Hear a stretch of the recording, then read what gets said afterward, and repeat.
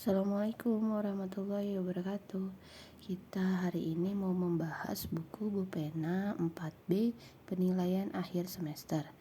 Nah, sekarang kalian buka halaman 143 muatan pembelajaran IPA. Kalian simak baik-baik, perhatikan setiap pertanyaan dan jawaban yang Ibu berikan. Yang nomor 1, tumbuhan berikut ini yang memiliki akar serabut adalah A. Mangga, B. Jambu, C. Padi, dan D. Beringin. Jawabannya adalah C. Padi. Kemudian yang nomor 2, alat perkembangbiakan pada tanaman mangga terletak pada bagian A. Daun, B. Bunga, C. Batang, D. Buah. Jawabannya adalah B. Bunga. Nah, kemudian kita beralih ke pertanyaan nomor 3.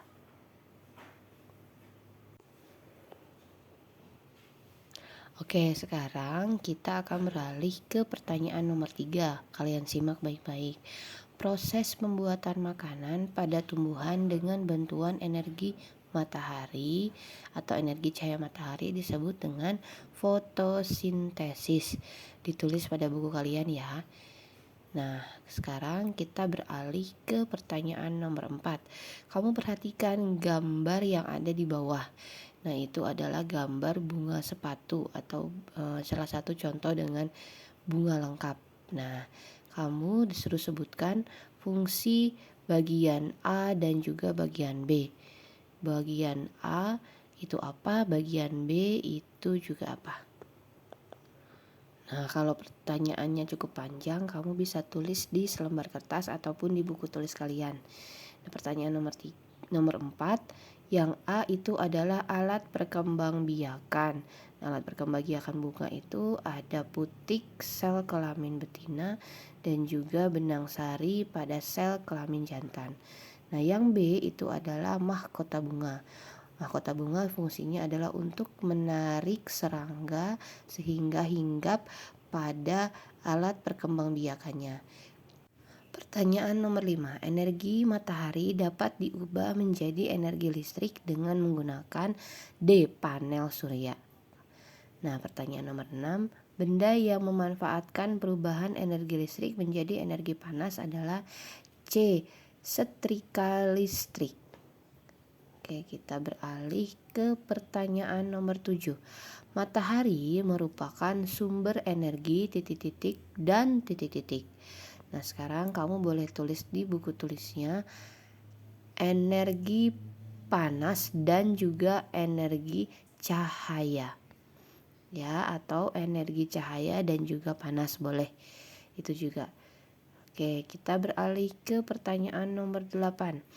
Tuliskan 3 contoh perubahan bentuk energi dalam kehidupan sehari-hari beserta contoh bendanya. Nah, kamu bisa lihat contohnya itu ada di nomor 6.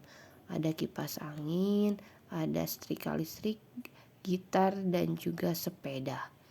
Nah, bentuk energinya juga kalau energi gerak itu contoh bendanya adalah kipas angin, energi bunyi contohnya gitar, sedangkan energi cahaya bisa sepeda ya. Lampu pada sepeda. Oke, kamu tulis di buku tulisnya atau di kertas selembar juga boleh. Sekarang kita beralih ke KD 3.6 nomor 9. Selain sebagai indera pendengar, fungsi lain telinga adalah sebagai C. Alat keseimbangan tubuh. Oke, kamu silang. Oke, sekarang kamu perhatikan kembali pertanyaan selanjutnya yang nomor 10. Alat musik kecapi, rebana, dan juga marakas berturut-turut dapat menghasilkan bunyi dengan cara, kamu tentu tahu ya, kecapi, rebana, marakas. Nah, itu tuh menghasilkan bunyi dengan cara apa? Nah, kalau kecapi itu dengan cara dipetik, rebana itu dengan cara dipukul, sedangkan marakas dengan cara digetarkan. Oke, sekarang kamu buka halaman 144. Kita beralih ke nomor 11.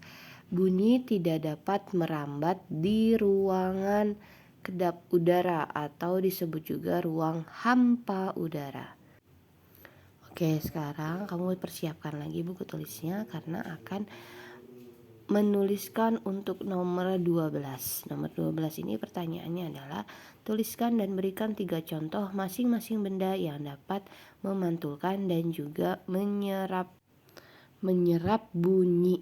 Oke, sekarang kita nulis di buku tulisnya ataupun di kertas lembar ya. 3 contoh bendanya. Memantulkan bunyi contohnya kaca, kayu, batu. Menyerap bunyi contohnya karpet, karet, dan juga busa. Oke, sekarang kita masuk ke nomor 13. Saat kita mengarahkan senter ke tembok putih melalui gelas bening, cahaya senter menembus gelas dan menyinari tembok putih tersebut. Hal ini memerlukan salah satu sifat cahaya yaitu D. Menembus benda bening. Oke, kamu silang ya. Kita beralih ke nomor 14. Pada percobaan pemutaran cakram warna yang muncul setelah cakram diputar adalah B. Putih. Oke, sekarang kita ke pertanyaan nomor 15. Contoh penguraian cahaya yang dapat kita lihat di kehidupan sehari-hari adalah, kamu berikan contoh satu aja. Ya, Ibu tulis terjadinya pelangi ya. Penguraian cahaya salah satu contohnya adalah terjadinya pelangi. Beralih ke pertanyaan nomor 16. Tuliskan fungsi mikroskop, teleskop, periskop, dan juga lup. Oke, kamu tulis lagi di buku tulisnya. Pertanyaan dan jawaban nomor 16. Fungsi dari mikroskop adalah untuk melihat benda-benda sangat kecil yang tidak dapat dilihat langsung oleh mata. Contoh bendanya adalah bakteri dan juga jamur. Nah, berikutnya adalah teleskop. Teleskop untuk melihat benda-benda yang sangat jauh. Contohnya benda langit. Nah, periskop untuk mengamati keadaan di permukaan laut dari dalam kapal selam. Kalau fungsi lup adalah untuk membantu melihat benda yang berukuran kecil agar tampak lebih besar. Ya. Kita beralih ke pertanyaan nomor 17. Nah, kalian baca pertanyaan nomor 17.